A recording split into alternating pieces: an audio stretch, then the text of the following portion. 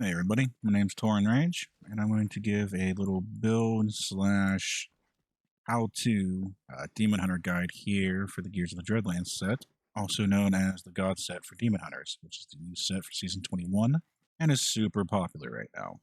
All these questions and some of the things I will go over are questions that are asked to me when I'm streaming.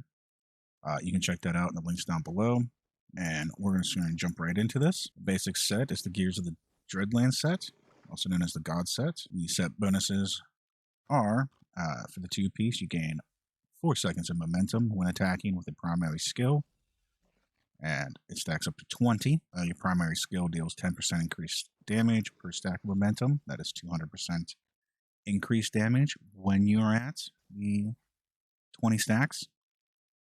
Your 4-piece bonus, while strafing, will automatically shoot out your primary skill. And also, you will take 60% reduced damage while strafing and 5 seconds afterwards. And you gain 8% increased movement speed for each stack of momentum that you have while strafing.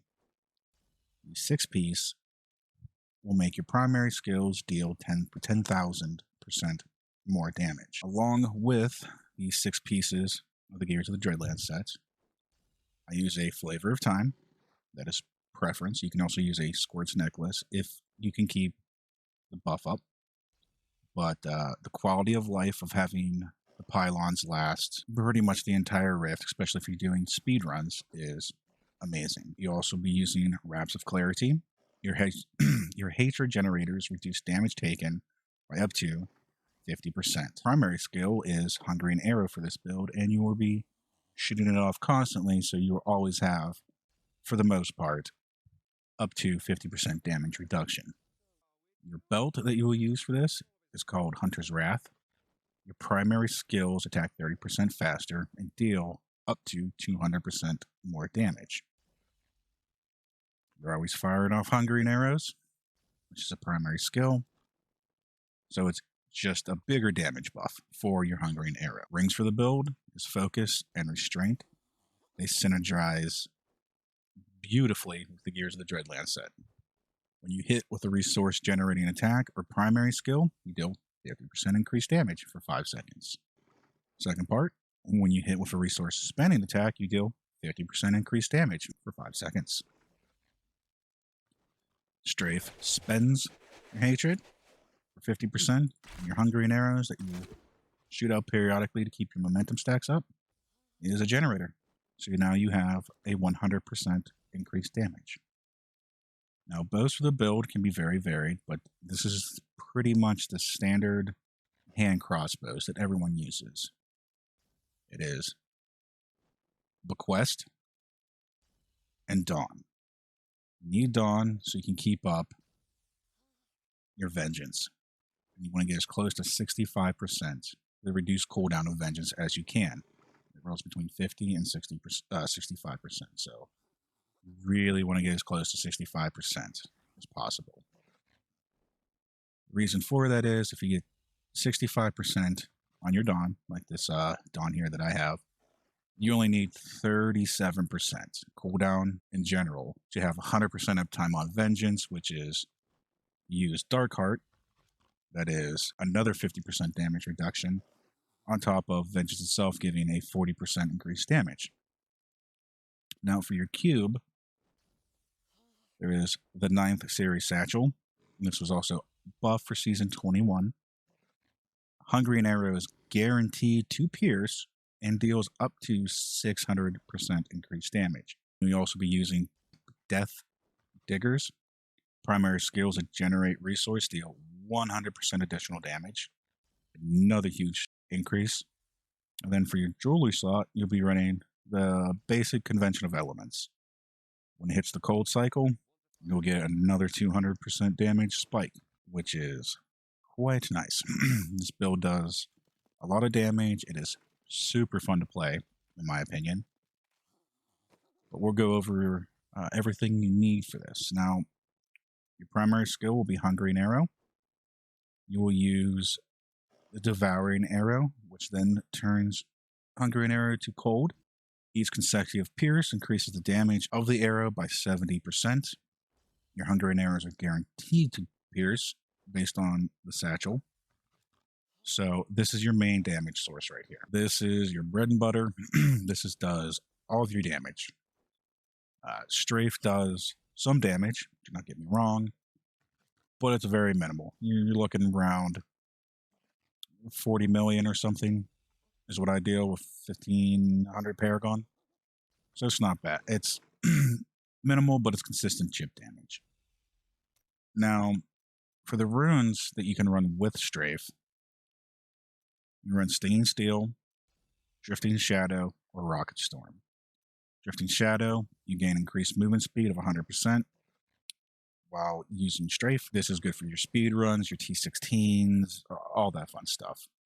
So it just lets you zip around along with your momentum stacks, just destroy everything super quick and rip your way around. Stinging Steel, you throw out knives that deal additional damage on critical hits. You do an extra 140% extra damage. I use this for extra chip damage. It's not a whole lot, but it consists chip damage, which is nice. And what most people will also run is Rocket Storm. Now, the reason they run Rocket Storm is there's Rocket Storm and Vala's Bequest have some weird interactions with your 4-piece bonus. They help you ignore the breakpoints of attack speed and the internal cooldown of the 4-piece. The internal cooldown of the 4-piece is every 9 frames, you'll shoot out a Hungarian arrow. There's weird interaction between Strafe and Rocket Storm and Bequest that causes it to shoot out not necessarily more Hungarian arrows, but the max amount of Hungarian arrows that you can get. And you don't have to worry about being extremely sweaty and be casual as hell without having to worry about the 9-frame cooldown, internal cooldown, and then the breakpoints with attack speed. Both of them do the same thing, so therefore most people run both of them so they can maximize it. It's going out, especially when pushing greater rifts. I'm a pretty casual player, so I just run the Bequest and then Stinging Steel for consistent just chip damage and help clearing out trash and everything like that. Now on to the rest. You have Shadow Power Gloom for a 35% damage reduction. You can also run Smokescreen. You can run Mark for Death, Valley of Death. It all depends on your preferences. I like to go for a more defensive build, just because you can't DPS when you're dead. You lose all your DPS when you're dead. So I like to have a nice defensive build rather than full-on glass cannon. Next, I run Fan of Knives, Bladed Armor. Gain 40% additional armor for 6 seconds after it's casted. For speedrunning, I run Wolf, and then when I'm pushing on the greater rifts, I will run the Boar Companion for increased resistances to all elements by 20% and life regeneration for more survivability. And then Vengeance, Darkheart. Vengeance itself gives 40% increased damage, and Darkheart will give you 50% decreased damage. Now, if you're doing speed runs or bounties, you can run Seethe if you really want to if you're having issues. When you're first putting together everything and getting everything done for increased hatred regeneration. But afterwards, you will just switch to Darkheart for any of the greater rift pushings or just basic runs in general. When it comes to your passives, you have Call of the Weak, increased damage against slowed or chilled enemies by 20%. Ambush, you do 40% additional damage to enemies above 75%.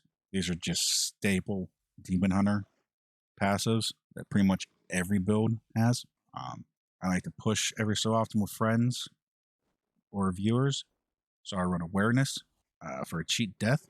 You don't have to run this, but I like suggesting it because, like I said, you cannot DPS when you're dead. And if you're running hardcore, this is a must. And then I run Archery. Now, I run Archery when I'm just doing normal leveling and leveling gems and things like that, just for the extra 5% crit.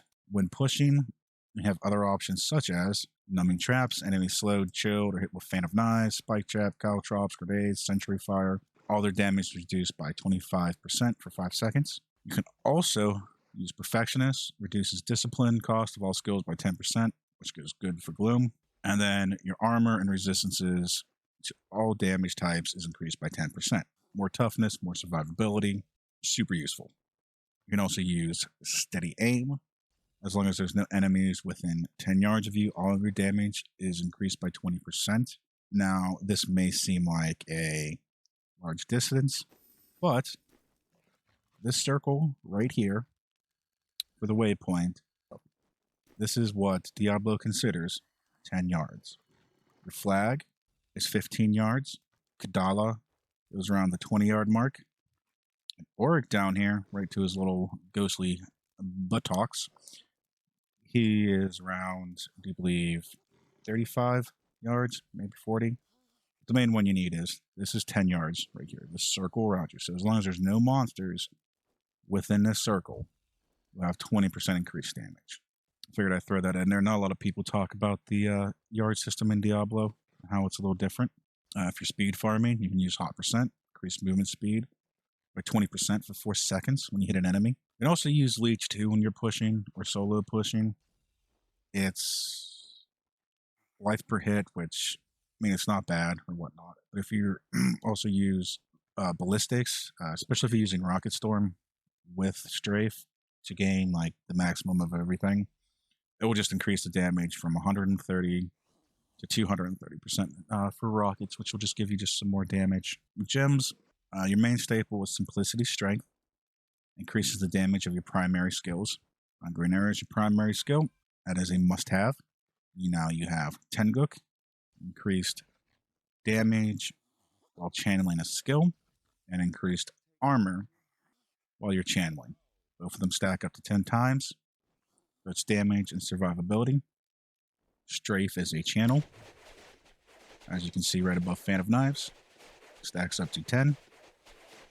So more damage, more armor, more toughness. And your third gem will depend on what you're doing. Normal for just leveling gems and speed runs. I run a Bane of the Trapped just for a flat damage increase. I'm going to be pushing Rifts. You'll run Bane of the Stricken for the Rift Guardian, the stack on that. And then I also, for the weapons here, if I'm just running gems on a Rift, I know that I can do in like 2 minutes, between 2 and 3 minutes. I'll also run a Gem of Ease just to get even more experience, get my Paragons up. You know, this is especially good if you're in a group of people. You got to support running a Gem of Ease. You've got like as many people as you can, like all 4 of you trying to run Gem of Eases. The bonus experience that grants is all divided up between all 4 of you. So the more you have, the more experience, etc., etc. But if I'm just soloing, I got my Gem of Ease, Bane of the Trapped, and I'm doing like 95 or 100 for the greater rifts, going through to level up the gems. Now, some of the questions I get is, how do I keep up my momentum stacks since they degrade over time? It's very simple to do. I hold down the force standstill. Hold down force standstill, click, you don't move. Without holding it, your left click makes you move. So every time you hold it down, it'll fire. I have my force standstill on space because it is easy for me because I use QWER for my keys for my days back in League. So my thumb automatically just rests on space when I'm playing. So I can just hold it down and periodically fire out a Hungering Arrow to gain momentum stacks. The default for this is your left shift. So all you do is you go into a rift, you hold your force standstill, you fire up till you get your 20 stacks of momentums here. Right above my minimize, you can see them right there. You start strafing, and you're still holding it down, affects nothing.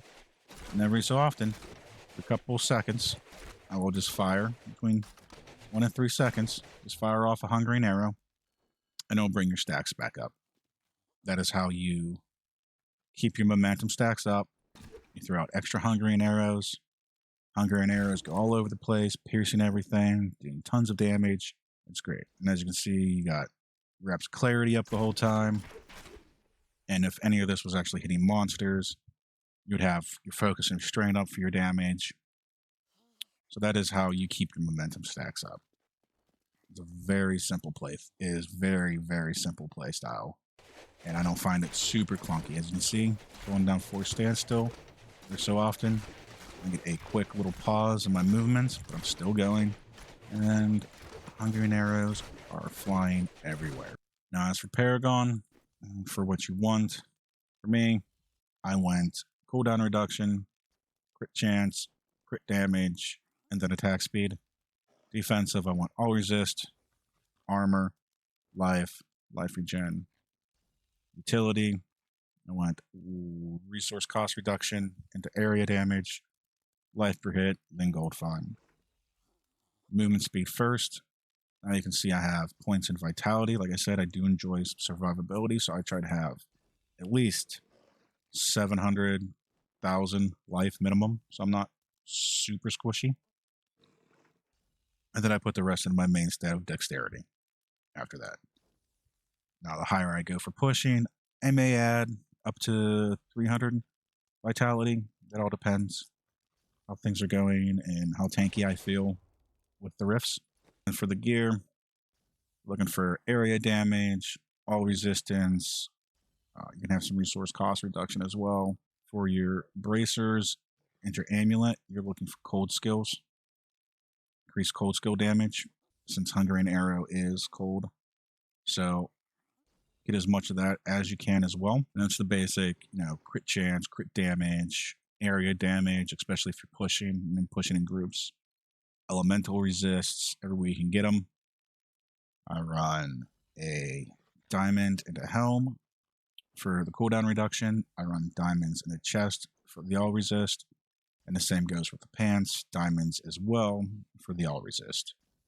So I can be as tanky as possible without dying a whole bunch, but still be able to dish out damage. Links and everything will be in descriptions. Any questions, feel free to leave them in the comments.